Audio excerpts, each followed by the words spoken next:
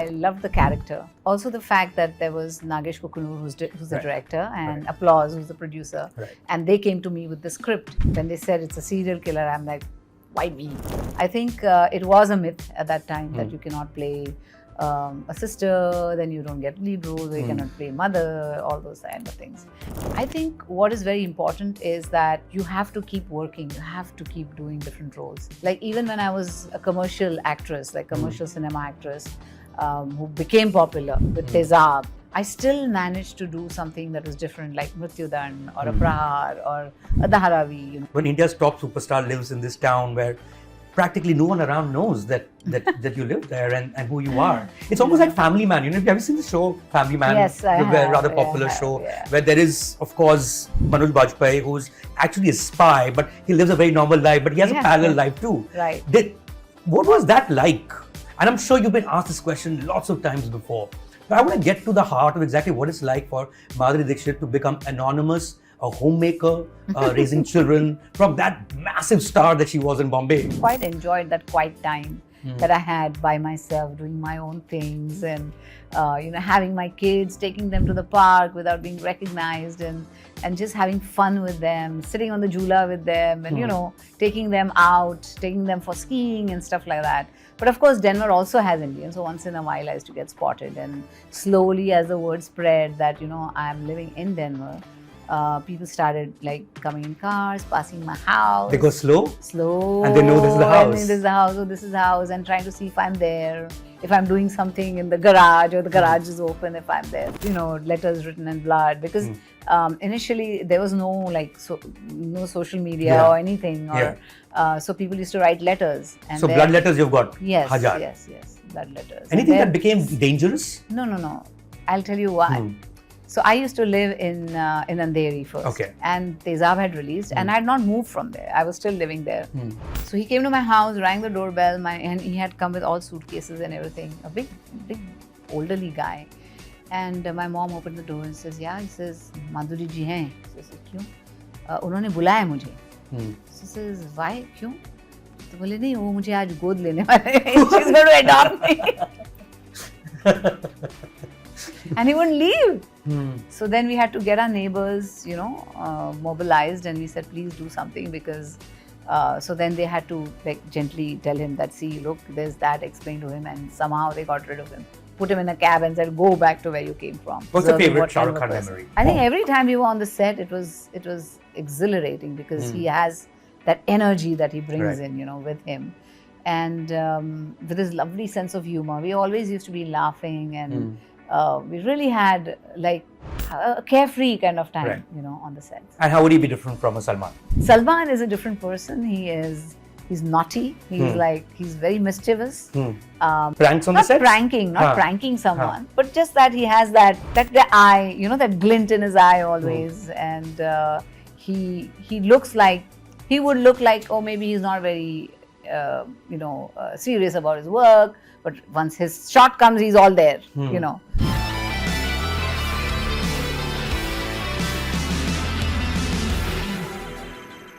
Hello and welcome to Sit With Hitlist, our completely unscripted conversation series. My name is Mayank Shekhar. With me is actor Madhuri Dixit. Hello. Thank you very much for joining us, Madhuri. Thank you. Thank you for having me. Obviously, no introduction required, purely because you're not just a name.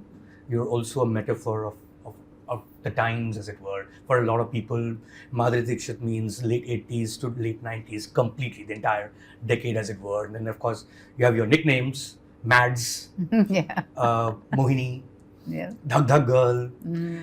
What we call it home? Were you always Madhuri at home, or do you have a chota thing that, ghar ka naam? Always Madhuri. Only for a brief period, they used to call me Bubbly, because... Bubbly? Yeah. At home?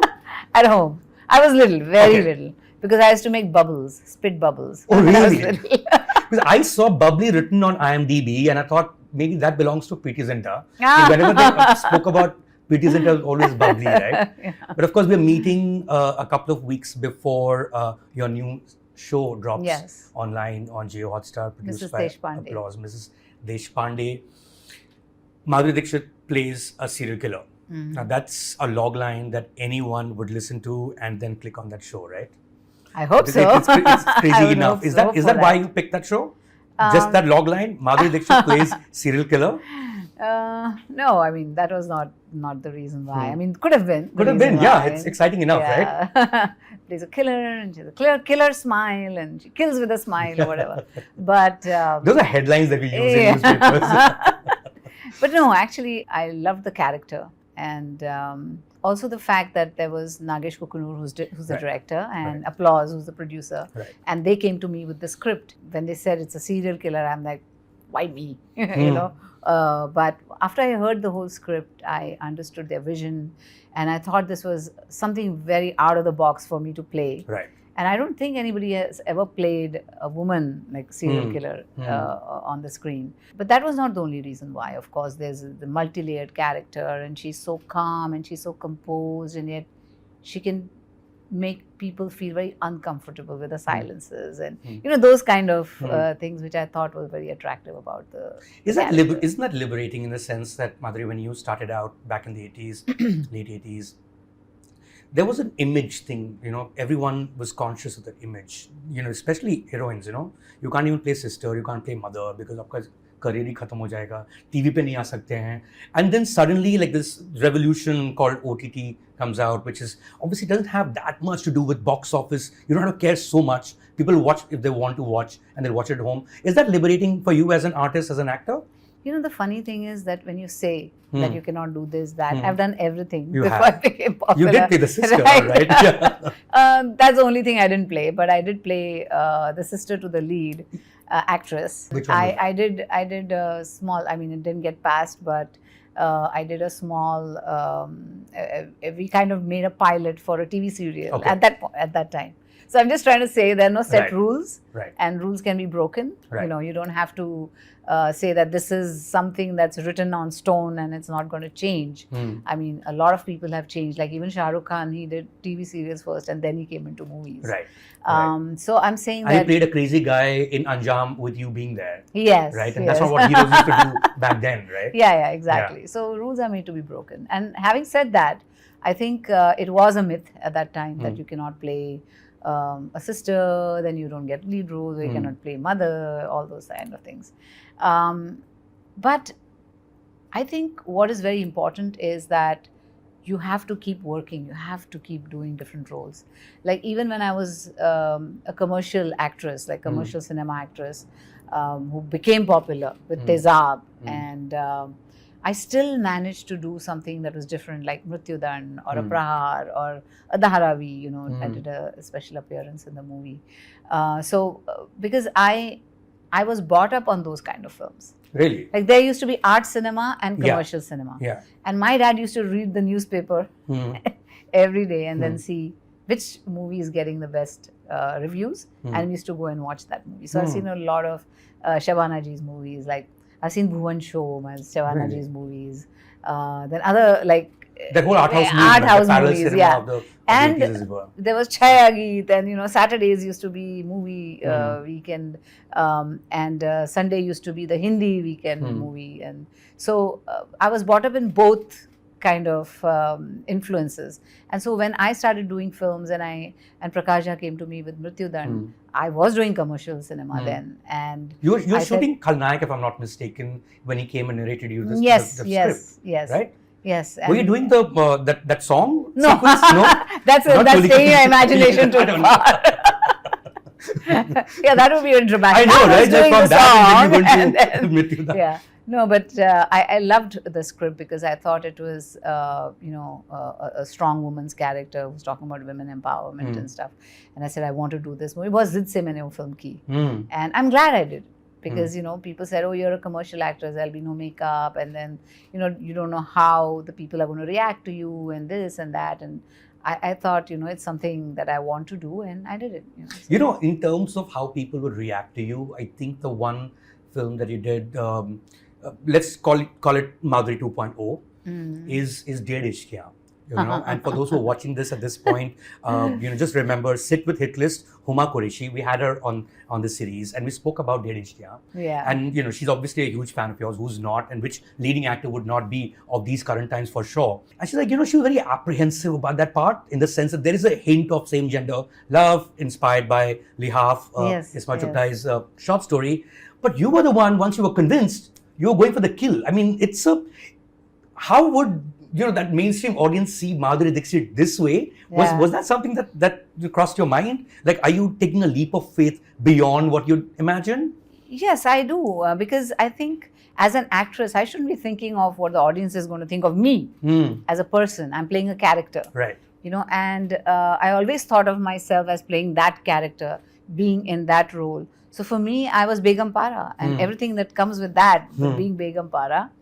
That's it, bring it on, And so that's how I played the Begum Para role. And I loved the tongue-in-cheek kind of, stuff that they have done, where it's hinting at something and yet people are not sure. The sexual undertone. Yeah, exactly. Did you have a long conversation with the director about this? Like, listen, it should not go a certain direction because then it takes away from the larger film. But that's not what the film is about. Yes, that's true. That's true. I mean, I didn't have to say anything to him. The way it was written was amazing. Yes. Right. And there was nothing which was even unseeming or awkward or anything. It was like just very, very smart and intelligent, I thought. Then, of course, you did that high-octane actioner, as it were, which is Gulab Gang. Yes. Which is also something you hadn't done before. Absolutely. And there was a lot of action. Right. And all the action was done by us. So all the women were doing all the action, actually. And even the action where I jump on the truck and I kick someone, and all that was done by me. So no body double, huh? No body double. It was so much fun, though. A lot of bruises and all that, but it was fun. So this is obviously, we're talking about 2014, Madhuri, and this is when you've returned to India, as it were. But even before that, even while you were in the US, you came back for a film, which is Aaja Nachle, which is 2007, if I'm not mistaken. Yes. At least that's when it released in theaters. And that was a call you took that seemed like a one-off in a certain sense, because it's not like you did films thereafter right then, in any case, and you hadn't since Devdas. That's 2002. Yes. What made you pick up that particular film? I'm told that Aditya Chopra actually went to Denver to meet you, to convince you to do this part. He was the producer. Yes, he convinced me to. He convinced you? Yes. What did he say to you? He said that, this role is just tailor-made for you, and it reflects so much about how you are in the US, and when you come back, you're so close to your culture, your tradition, and that's what people talk about. That's how people see you in the very Indian cultural kind of a thing. And here you are, you lived abroad, you're coming back, and you're seeing the theaters crumbling, and you want to bring back the culture of theater into the community, and you want to save that theater from breaking and modernizing and making a mall out of it. So he says it's so like you, and it's so inherent to your personality that I think you should do it. And so he kind of convinced me. That's where Madhuri actually becomes the metaphor, right? Like, it's not just theater as in the theater we see, which is a dance place, but it could also be theaters as in the cinemas. Yes. Because when you left when you took that break, as it were, this is 2002, and then there was a boom of multiplex that happened thereafter. Single screen cinemas actually started shutting down. Yes. And they have been for they've been a while shutting down now, And there's more like PVR and mall kind of. I just love that poster of that film, though. There's you at the back and says, "She's back." Yeah. Right? But I'm amazed that, he sold you that script on the basis of the fact that you are in the US. And that's a world that you just chose for yourself for quite a few years. Yes, I think 12 years, if I'm not mistaken. Yes, 12 years. 12 straight years you lived in the US. I find fascinating that India's top superstar lived in, would Denver be called a big city or a small city or somewhere in between? It's somewhere in between. It's not a very big city, and it's not Tier a very 2? small. It's America? like but it's a city where it's all about health and sports and that kind of a city where everybody's very aware. Outdoorsy and yes. So people are skiing. There's Aspen. There's Vale and all these mountains, and people go there and they ski, and it's so I would say it's more like a resort place, which is very upscale and Right. So when you live, and that is what fascinates me, when India's top superstar lives in this town where practically no one around knows that you live there and who you are. It's almost like Family Man. Have you ever seen the show Family Man? Yes, I have. Rather popular show where there is, of course, Manoj Bajpayee, who's actually a spy, but he lives a very normal life, but he has a parallel life too. Right. What was that like? And I'm sure you've been asked this question lots of times before. But I want to get to the heart of exactly what it's like for Madhuri Dixit to become anonymous, a homemaker, raising children from that massive star that she was in Bombay. Like Bombay, you would need bodyguards, right? I mean, at that time, we didn't have so many bodyguards but you and still everything. Need, but yes, you you needed security every time. You will need security wherever I mean, if you walk into a shop just like that, I mean, you're going to need some help to getting out of that place. But it was, everybody has like dreams for their lives, right? And this was a big part of my dream for myself. Like I always thought I'm going to get married and I'll have a house and I'll have children and all those kind of things. And when it actually happened, for me, it was like a dream. So I didn't even think twice. I said, this is the man I want as a partner for life. And I got married and I went to the US. I started living there. And I had visited my siblings who have lived in the US. All your siblings have lived in the US? Yes, all of them. There are 3 siblings, if I'm not mistaken. Yes, right. And I have visited all of them. I knew what life there is all about. You got to do everything yourself and, so nothing was a shock. That, oh my God, what did I get myself into or anything. In fact, I quite enjoyed that quiet time that I had by myself, doing my own things and, having my kids, taking them to the park without being recognized and just having fun with them, sitting on the jhula with them and, taking them out, taking them for skiing and stuff like that. But of course, Denver also has Indians. So once in a while, I used to get spotted. And slowly, as the word spread that, I'm living in Denver, people started like coming in cars, passing my house. They go slow? Slow. And they know this is the house. And this is the house, oh, this is the house, and trying to see if I'm there, if I'm doing something in the garage or the garage is open if I'm there. So once my neighbors didn't know that, we never told them. It was just like, he's a heart surgeon and it's just a family and having kids. And so my neighbor who lives opposite to me, they were all Americans all around me. So he called me and he says, you know what, I think somebody's casing your house. And I saw this car pass 4 or 5 times and they're slowing down near your house and they're kind of keeping an eye on your house. So do you want me to call the cops? Because I'm very concerned. And casing the house means somebody's trying to rob you and trying to...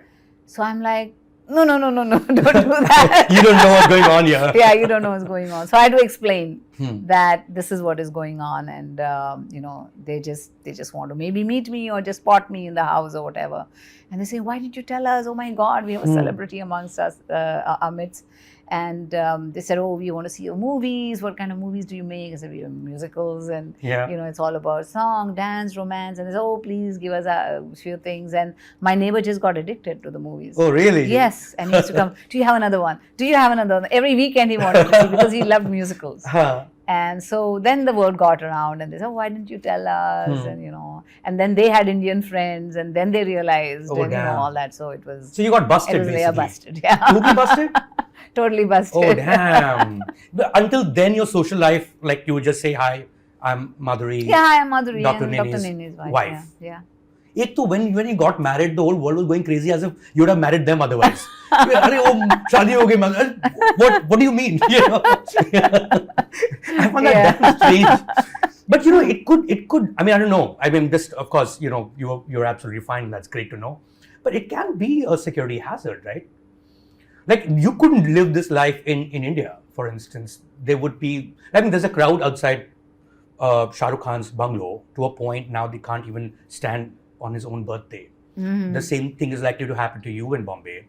It depends, There are days and then there are days. I mean, I think that's my opinion. If you do take a lot of security with you, then even... You're calling attention to yourself. Exactly. And then that's, all the attention is to you. Why is there so much security and, everything. So I believe in like quiet, go do your thing and come back. Yes. Has that ever happened to you? I'll tell you why I'm asking this question. I was in Bhopal recently. Of course, this anecdote doesn't have to do with you. It has to do with Sonali Bendre. And I learned, and it's a folklore or legend in Bhopal, that a man committed suicide because he couldn't meet Sonali Bendre when she was in Bhopal. And when I told her this, she had no idea what I was talking about. This is the Bombay film story, Sonali Bendre. I'm just plugging left, right, center. Sorry about this. But You know what? She said something where, because I want to know more stories, and it was very regular that she would get letters written in blood. What is the craziest fan stuff that has happened to you, Madhuri? Now that you can talk about it, it's been years now.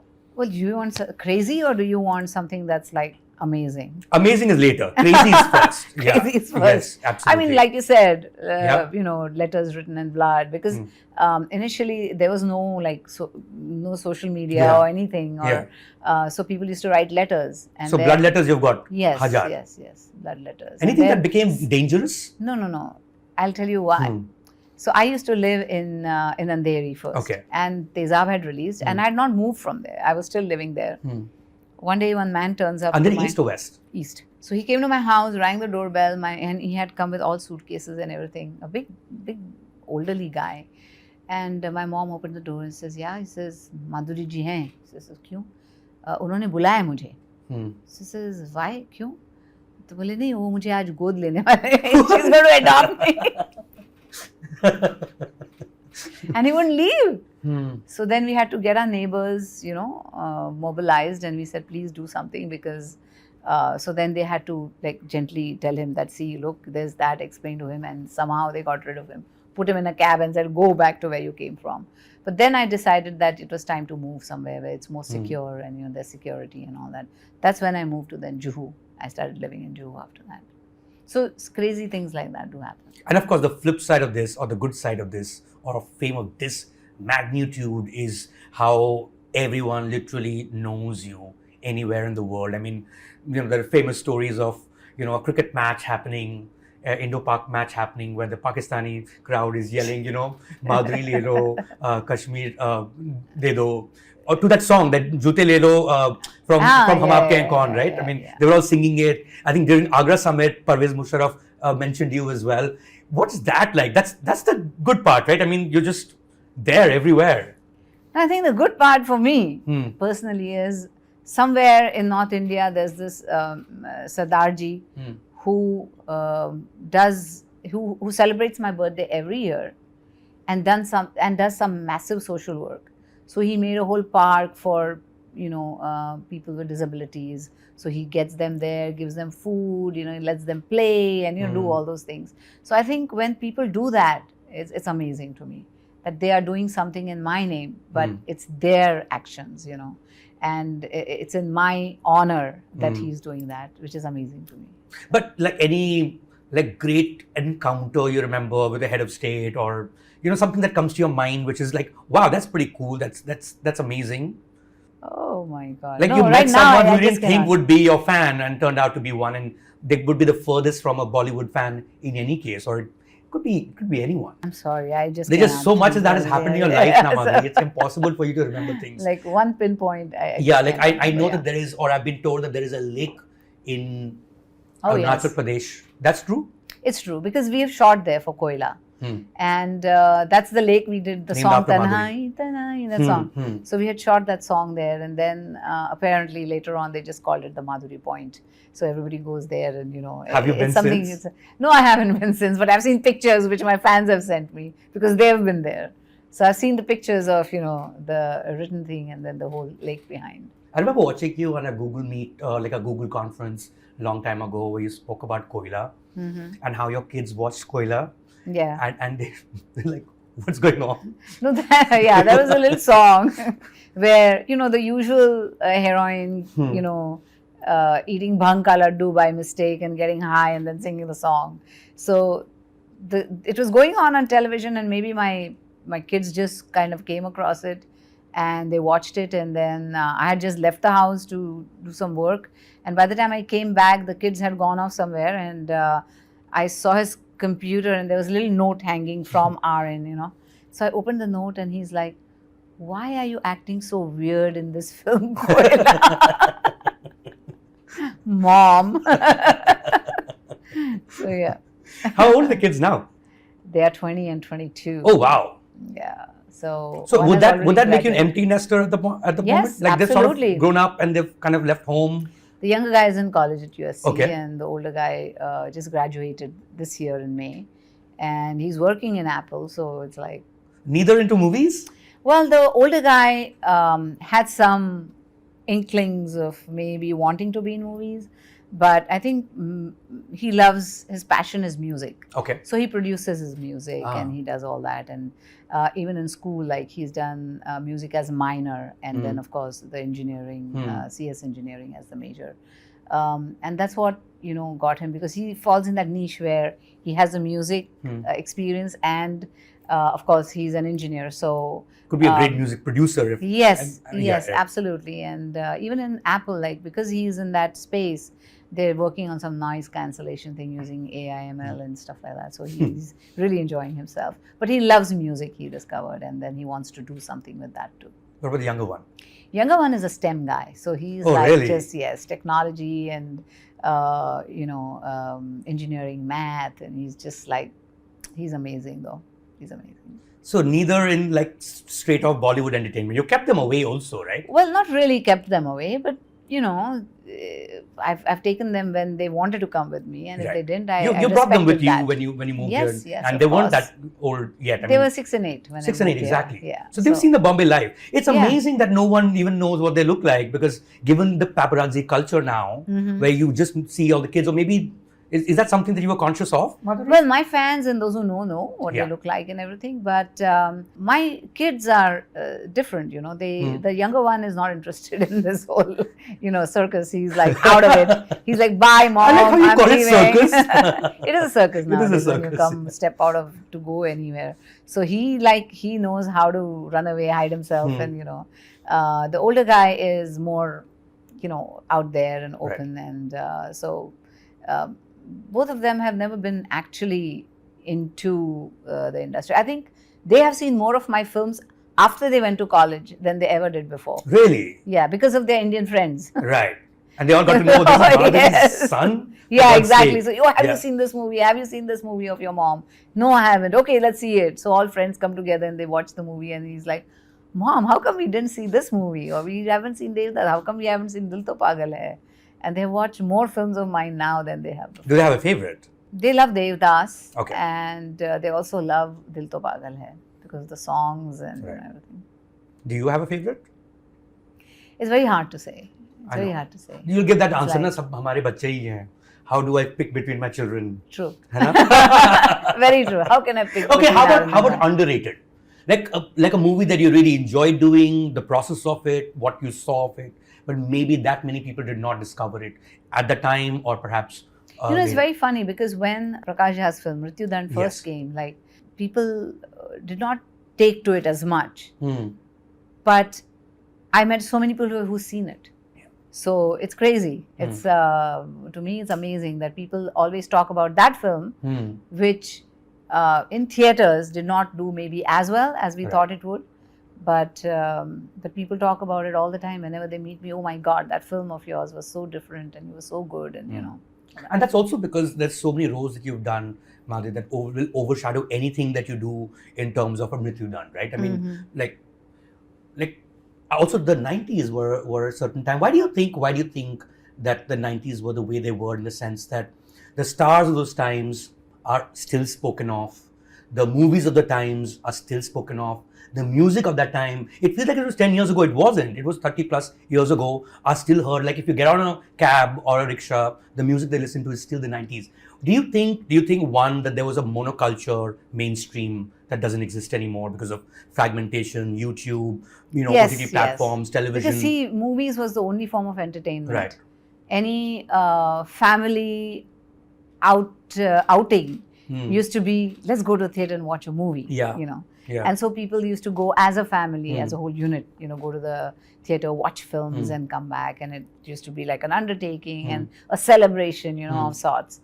And there was no other distraction. There was no other thing. There were movie stars, movies, music. That was the only and you probably had Doordarshan at home, that's it. Doordarshan, Chaya Geet or something like that. Or Kamgar Vishwa, which we watch that too.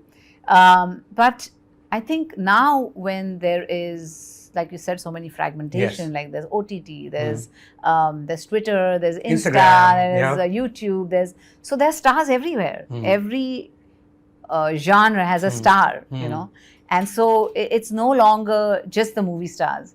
It's even in sports stars have become big now. And so we have stars everywhere. So everything is shared now. It's not just the movie We'll stars. never see a superstardom like Madhuri Dixit anymore. I mean, are you making a statement or is that a question? I don't know. I just made a statement. You can respond to it. But it sounds like right. I mean, Shah Rukh Khan says it quite openly that he thinks he's the last of the superstars. Do you agree? Yes, I do. I mean, there are stars even today. Of course. But I but think that they level, have to, right? No, Where everyone's I looking think, one thing. Yeah, but I think they have to share the stage with many other stars. Right. I mean that. I mean, there are actors who are amazing even today. There are stars which have amazing powers today, but still, I mean, it's sharing the stage with like other people. What was it like about these guys, and since they continue to rule, not just thrive and survive, but really rule the box office even today, like a Shah Rukh or a Salman or an Amir or Ajay, Akshay. What was it about these guys that they managed to have such a long run? I think consistency. Okay. They worked consistently. They made consistently good films. They invested a lot of themselves in the films, and I'm not talking just about money. I'm talking of themselves. They started their own productions, and they worked consistently, diligently, and they never kind of gave up. It was like constantly they're working. They never rested on their laurels. They never rested on their laurels, and I think that's what helps longevity. How are these guys different from each other back then when you worked with them? Like a Shah Rukh different from, say, a Salman? Like they all had different personalities. Shah Rukh was more outgoing, and he was more. He's charming. He makes sure that he looks after, the women, right. And not just the co-star, but the women who are working with him. He'll always take care of them. He will. He's extremely witty. He's smart. He can talk about anything under the sun. So he had a lovely personality, and we got along so well. He even said in an interview back then that you are the most sorted person he's ever worked with.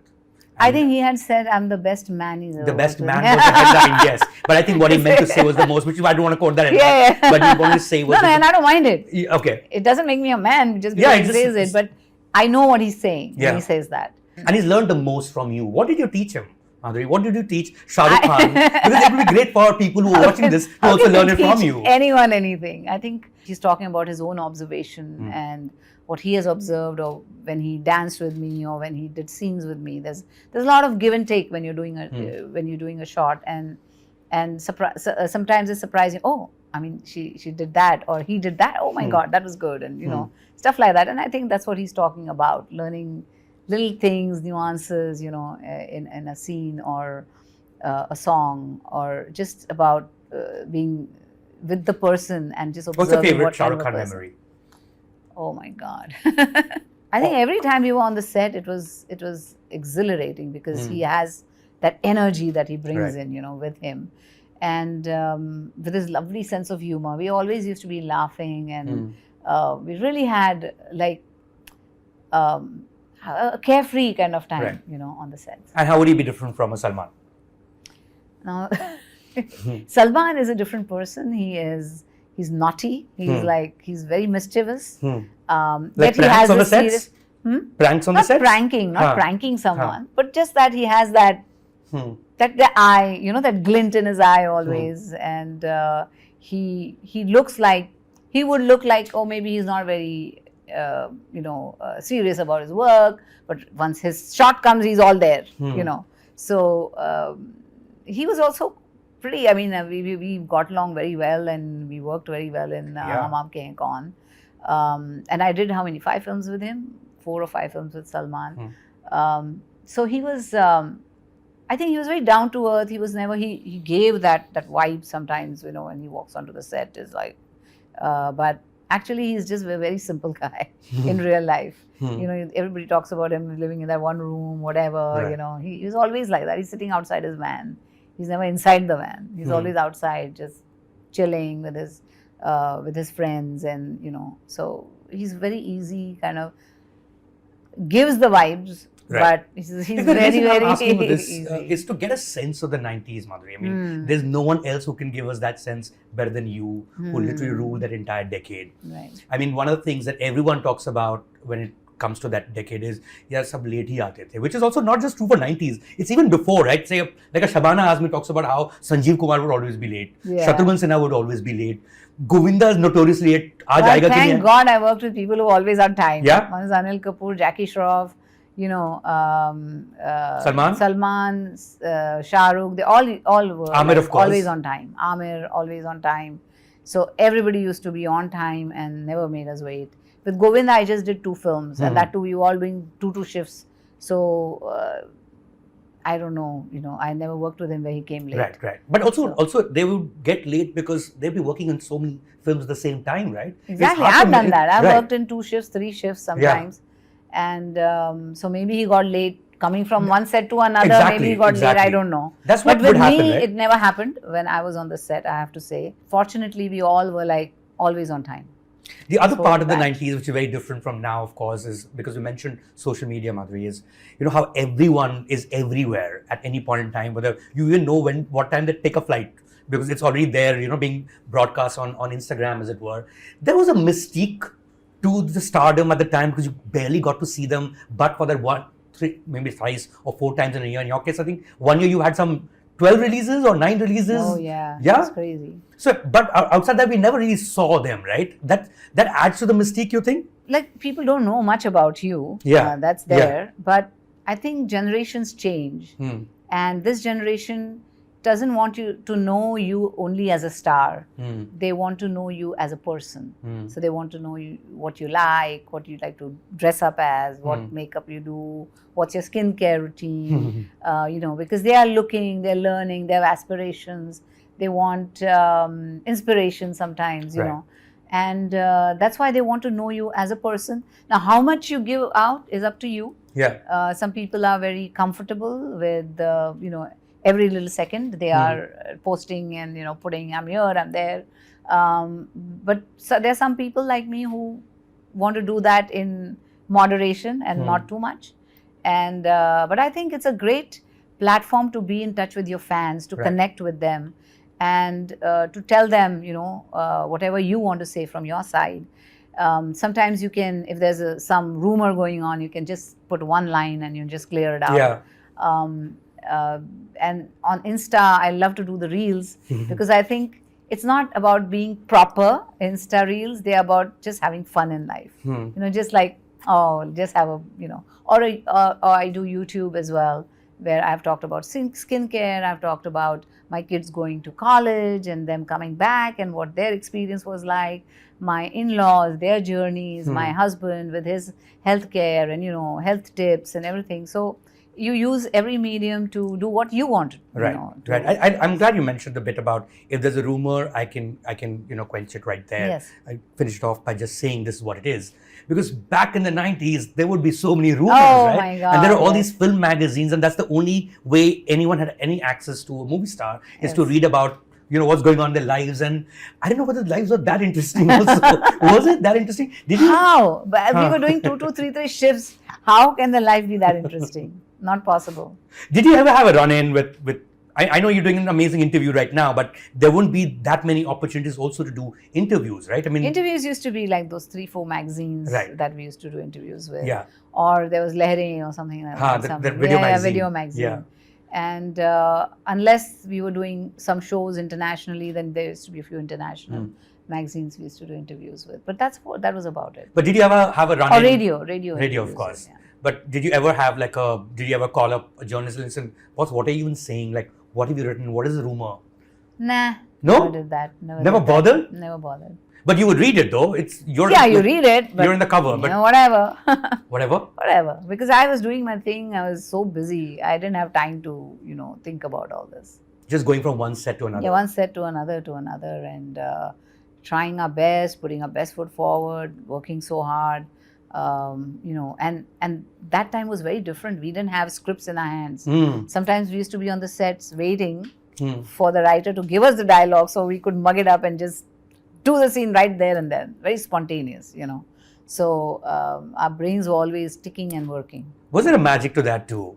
The fact There that you have was a no idea, magic. you're literally like on the edge. Yes. Right? Yes, it's a nervous energy because, you know, literally sometimes because we just got the lines and we're just saying it, our hands used to be like shaking, you know, literally. But yeah, it was a different time. You know, Can you think of something that became iconic but really just happened 5 minutes before you actually did it? You know, my most iconic song that they talk about, Dhak Dhak Karne Laga. Yeah. The shoot was, Beta. the song was not there in the film. Okay. And last minute, Indra Kumar got hold of this song and he said, I want this song in my movie. And I had to go to Ooty to shoot. And I said, I'm going to Ooty, I'm going outdoors. I cannot do this song. He said, I don't care. You have to do this song for me, whatever be. So then I said, okay, I'm shooting for a film. Maybe I can do a double shift. So that song... In No, Ooty. no. Oh, I was supposed to go to Ooty, but I did it in Mumbai. Right. Not next morning. In 2 days, I was leaving. So that night, from 7 to 2, 7 to 2, 7 to 2, 3 nights, we finished the song.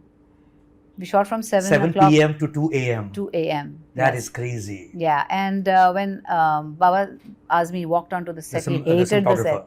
Yes, the cinematographer. Yeah. He was the DOP. He walked in and he said, oh God, I don't like the set. Because they had done a very garish kind of a thing with matkas and painted, you know, all colorful. And he just said, just hatao ye sab nahi chalega. And so it took some time, you know, to get everything cleared. And he just said, just paint the walls like brown and just give me some like, you know, wooden slats and stuff like that. And just put some hay here and there. I don't want all this. We just want. And then Saroji, then that hurry, jaldi karo, jaldi karo, jaldi karo. So Saroji said, okay, I'm going to finish this song in 3 days, but you have to promise. If I say okay, then the shot is okay. You're not going to ask for one more. So everybody agreed. Says Madhuri. I said, I agree. Indraji, agree. And that's how we shot. Okay, start sound is cut. Okay, next. That's how we shot that song. Wow. And it just remains like in public imagination forever. Absolutely. What would you consider the turning point in your career, Madhuri? Would Tezab be the first turning point in that sense? Absolutely. Yeah. First turning point was me into films, getting into films. Yeah. Working with Rajshri Productions for the first time in abode. That was the first turning point in my life. I mean, it took like a complete turnabout, 180 degrees, because I was doing college, I was a science student, and I wanted to do science, but this came along the way and it happened, and I did the movie, and then I started loving what I did. So that was his first turning point. There was a person who saw you on stage. Yes. Is that what the story is? He used to work with Rajshri Productions. And he had... What was the name? Govind Munneshji. And he used to work with Rajshri Productions, and he had seen me on stage, and he knew that I do acting, I do dancing, I sing, I do everything on stage. So they said, why don't you try, you know, for films? Because there's a talk going on in Rajshri's, and you were the first one I thought about for that role. And we were like, we don't know whether we want to do it, but finally everything which is worked out, and we did so that was the first turning point. Second was Tezab, of course. And after that, the turning point in my life, then I just worked in many, you know, movies that came. So the first turning point, of course, led you into films. Yes. But a whole lot of films that most people who were watching this conversation would not even have heard of. Including me, because I just read it on Wikipedia. I'm like, inka to main naam bhi nahi suna. There were about 4-5 films, right? Yes. And were you the leads in these films? Or well, some, Awar Abap and Swati were with very good productions, LV Production. Okay. LV Prashad Productions, right. yes. And Sohanlal Kanwar was doing Awar Abap, and Swati was with them.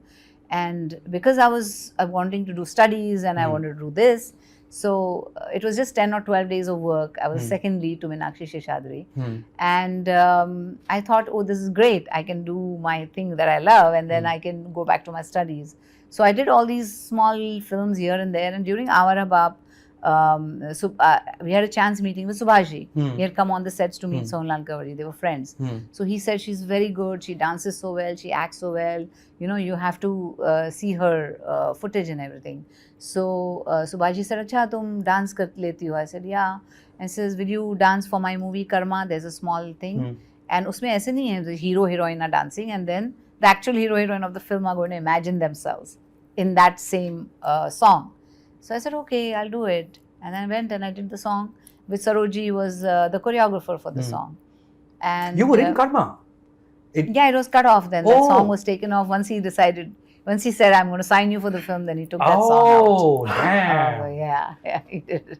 One of the great stories of show business, and these are the younger people who are watching this, and maybe even older, it's okay, not everyone, everyone doesn't have like full history of the 90s, but I think one of my favorite stories is the fact that, Subhash Ghai, of course, the particular meeting that you're talking about, where you met you in, I think, Kashmir, yes. when he was doing a recce. No, we did the song in Kashmir. And you did the song in Kashmir? Yeah. This, producer, director, as it were, he shoots a show reel with you. Mm-hmm. He sends it off to multiple producers in Bombay. Yes. Says, you know what? This is the talent. If you're interested, send me 5,000 rupees check. Mm-hmm. 8 producers sent 5,000 rupees check. I'm telling you your own story because this is much faster because I can ask you questions about it. Right. And 8 producers sent 5,000 rupees check. Then Subhash Ghai takes 6-page ad in a trade weekly screen and says a new star is born, something. And these are the 8 people who've signed up with this person. That's Madhuri Dixit. Right. That's a crazy story, isn't it? It is. And that shows his confidence in me, confidence in my talent, because otherwise it would have been a very hard thing to follow up with. What was in that show reel that he sent to these producers? I think the dance. The dance that he shot for Karma. We had shot for Karma. He sent them those reels, and then they agreed. A lot of them agreed to work with me, and he signed me for Ram Lakhan, and we were shooting for Ram Lakhan. During that time, everything else happened.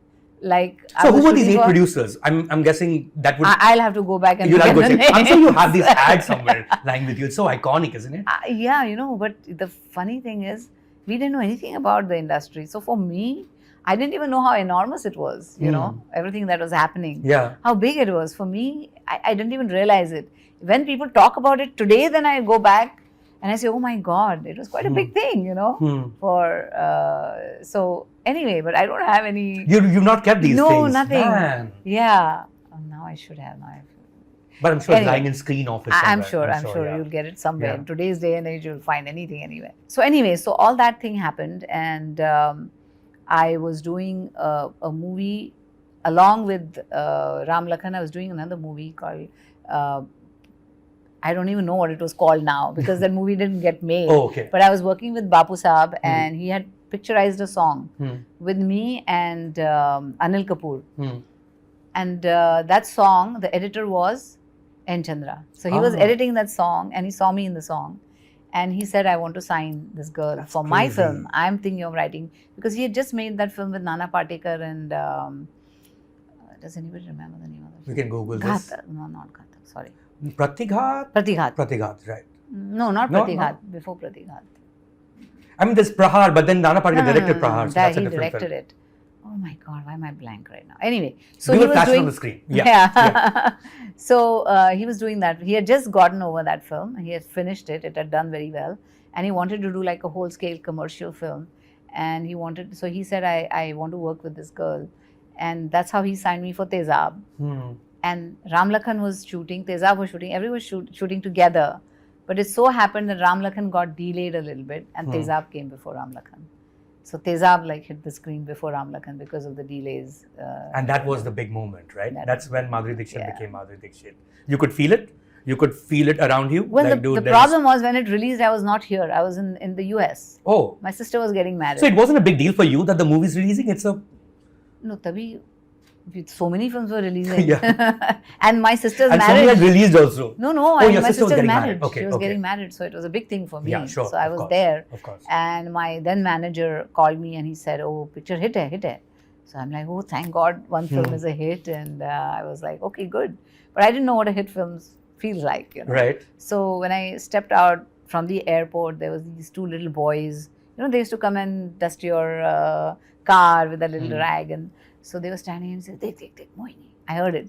So I looked at them and he said, Madam. And they came running and they said, autograph, 1, 2, 3, 1, 2, 3, they kept saying. So I signed the autograph. And my name is M and Mohini is M. So he... Utna hi padha hoga. हाँ, उतना ही पढ़ा उसने बोला, देख, M, मैंने बोला ना Mohini. So that was the first time I realized, oh my God, people recognize me now. And then of course after that. And you sensed fame after that? Like you could tell a difference the people around you. Oh yeah, When you walk in, absolutely. Madhuri, Yeah, absolutely. like if you're sitting in a restaurant, the eyes are there, right? It's a Yeah, thing, right? yeah. You've lived with this thing for many years. Where you walk and you know that someone in that table is talking about you. Yes. That's Madhuri Dixit. Yeah, that happens to you, right? You know, you have a sixth sense. You do. Sometimes when somebody's staring at you, you just know somebody's Even staring. if they're behind you. Yeah. So it does, yeah. I mean, that's 40 years now. I know. You don't know any other way to live. Actually, you tried 12 years of that, of another way of living. With the second turning point, and this is completely my reading of Madhuri Dixit's career, be Raja. I'll tell you why. Because that was a film that became a huge hit in that year. But that is one time that it was considered a Madhuri Dixit hit film.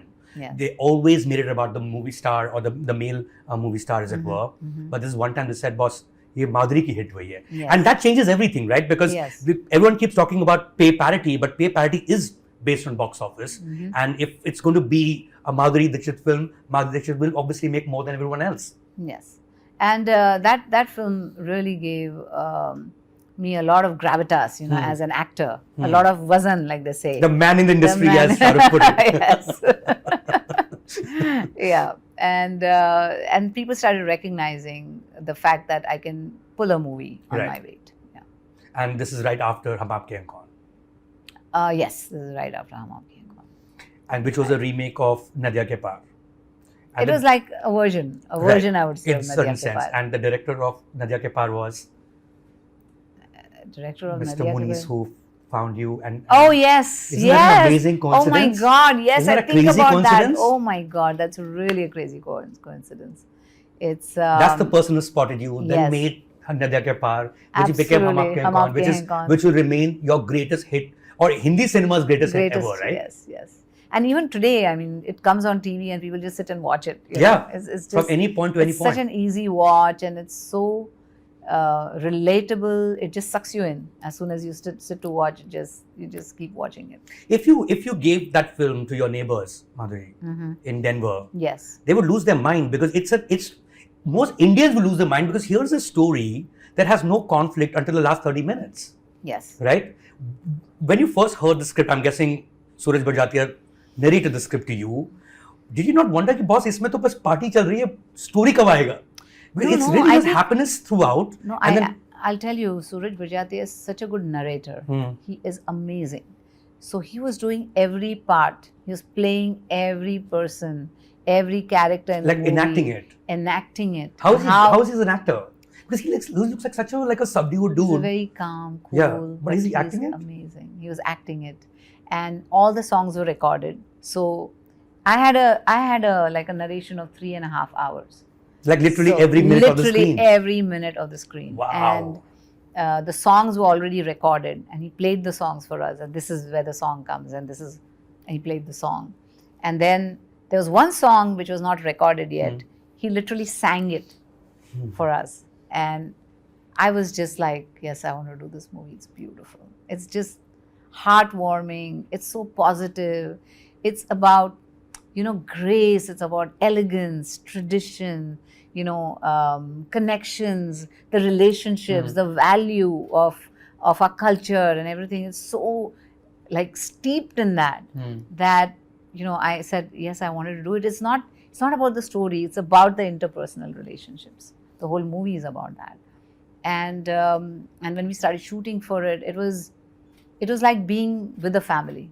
We used to be 12 of us. Did you know him from when you did the Abode, because Rajshri production? Yes, he used to be an assistant. He used to be an AD on the set, and he was in charge of continuity, writing down continuity. Up to photo leke, they put it in the system and all that, but they used to write the continuity. When I was working in the film, it was my first film. And he used to come and sit like that in front of me, and then he used to look at me and write something, look at me and write. And I'm like, Mom, what does he do? What is he? Why is he writing something? He keeps looking at me and writing something. And who is he? So then they said, this is Raj Babuji's son. And what he's doing is he's writing the continuity, what earrings you're wearing, what bangles you're wearing. Yeah, all that he has to write down. And that's what he's doing. And so that's how I came to know that Surajji, And he was a young kid at that time. We all were young kids for that matter. We all were young kids. And then when he came to me with the script, and and the maturity with which he was just narrating it. And I had seen his Maine Maine Pyar Kiya before that, and I was like that with that film. And so I was like, amazing, this is too good. And we started shooting for it. No one could have predicted what would happen to Hum Aapke Hain Kaun, right? And, well, for that film, any film. Nobody yeah. can predict about any film. Yeah, but this level of madness, you know, like what you were wearing is what the rest of India started buying, that particular, you know. The purple sari, the green and white chaniya choli. Whatever you do. It's madness, right? I mean, how it just caught people's fancy. And I don't know. I mean, do you have a mad story from that film in the sense of the reception of it? Of course, the most well-known is Maqbool Fida Hussain, who became Fida for you, you know, changed his name, started just painting you like crazy, which is amazing, right? I mean, he saw the film, I don't know how many, 100 times.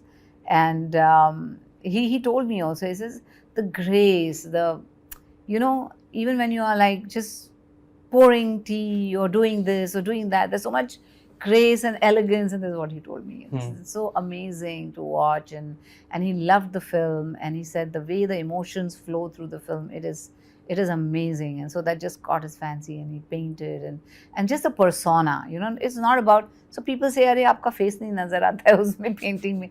I said, it doesn't have to be the features, it's the persona. Yeah, he's captured that and the expression of it, and you know, all that.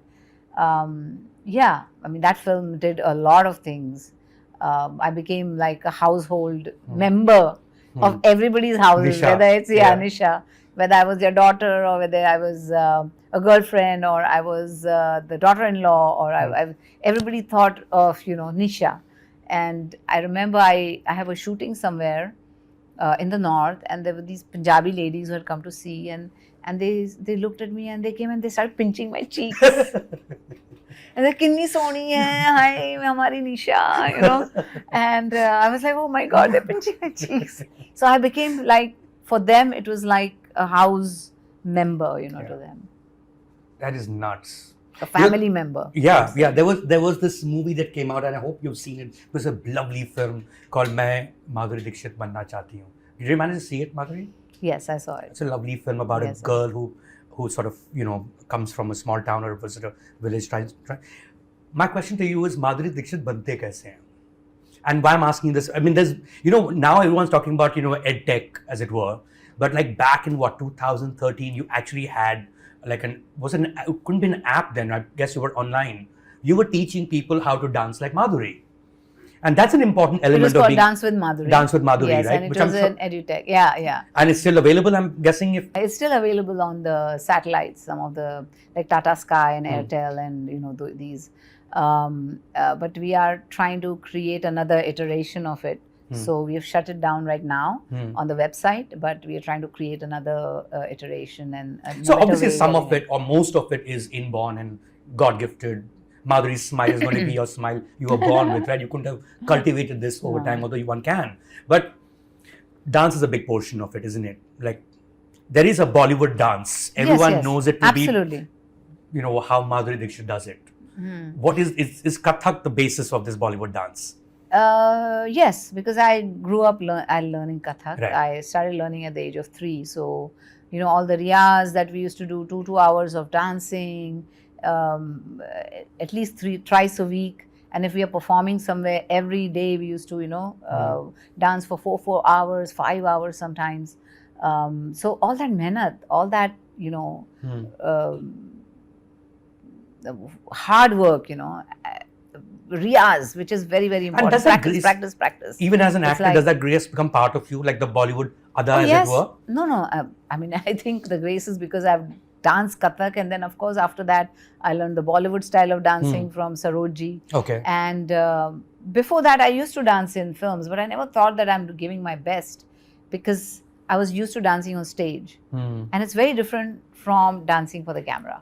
Okay. You know, so because the camera can catch like the micro expressions, it can, the body, it's like I'm talking to the camera, but the body is this way, but I'm talking this way, and it is all, you have to learn all that, which I did with Ek Do Teen. You know, I managed to learn that, that how to dance for the camera, not just for a stage. But, you know, there's hard work behind everything. And that hard work kind of shows. people say you're so effortless when you dance. But you know how much effort you have to put to bring that effortlessness? For it to look effortless. Yes. Right. Yes. Michael Jackson, I've heard, used to like, one Sunday used to be devoted just for one movement. And from morning to night, he used to keep doing that one moment in front of the mirror till he thought he was perfect, you know. So that is the thing.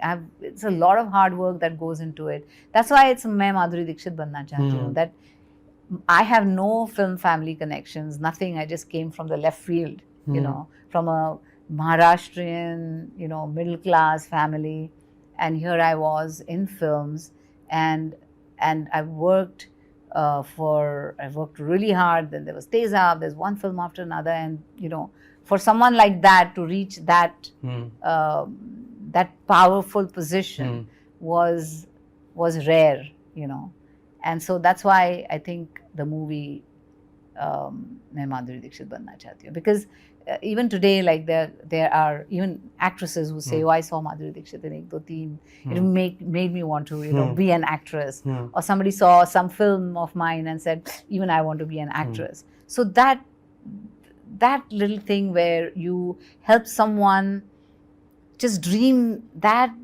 bigger, like little bigger than you know, I think that's an impact that I would like to create, and that's something that I'm proud of. What does it mean to be Madhuri Dixit now? Well, Madhuri Dixit now is wears a lot of hats, you would say. You know, I'm a wife, I'm a daughter, I'm a mother, I'm a sister, everything. I wear all these hats. I'm an actress. I am a guru because I teach dancing. I'm so many things. And I think for me, it's very important to create a balance and just try and challenge myself every time, like this role that I'm doing, Mrs. Deshpande. I think it's a very challenging role. It's very out of the box. It's that's why we have made it very clear that, you know, with our first teaser, that just expect a very different Madhuri. Don't expect that, you know, it's going to be anything from anything you've seen so far. It's going to be very, very different. And I just want to challenge myself with roles like that, where I'm not in my comfort zone. I'm a little like uncomfortable, and put myself in that position and, you know, try to create something amazing. So that is what I look forward to now. And with Mrs. Deshpande, there's Nagesh Kukunur, who's the director, and Applause is the producer. And together, I think we have tried to do something and make something that's very, very different. Madhuri Dixit, thank you for all the roles, and thank you for being on Sit With Hitlist. Thank you so much. Yeah, it was wonderful talking. Thank you. Your window to India and the world. Midday. Local pulse, global perspective.